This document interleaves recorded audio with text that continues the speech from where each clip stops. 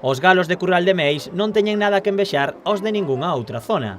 Para dar mostra do seu produto, as criadoras celebran o mercado de Nadal do Galo de Curral de Meis, unha cita na que as vendedoras expuxeron os seus mellores polos. Os galos son os mellores desta redondez, non hai nada que comparar cos de Villalba, estes son criados ao aire libre, sin piensos, con maíz, trigo, poleiras soltos, comendo verduras, ervas. O mercado celebrou en Mosteiro a súa 8ª edición. As vendedoras puxeron á venda máis de 100 exemplares, unha cifra de vendas que se multiplica por 4 nos días previos á feira.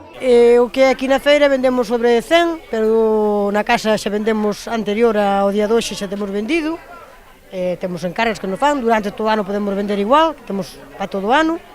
Este día vendemos sobre 100 ou 100 e pico de galos aquí na feira, aparte dos que vendemos na casa xa anterior.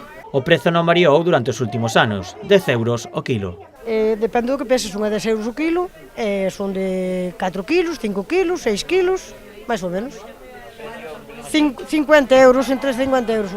A calidade do produto fai que cheves tan prestixiosos como Yayo da Porta se acheguen ao mercado do Galo de Meis. Sempre que consumín Galo de Meis, sempre estou moi contento coa calidad, non? É unha pena que de momento non teñan os mecanismos de trazabilidade que nos permitan telo nos nosos restaurantes, non? Pero a nivel doméstico é un produto de moitísima calidade, non? O mercado celebrouse entre as 11 e as 17 horas. Ademais da feira, tamén se levaron a cabo outras actividades como actuacións musicais, xogos para nenos e catas de degustación.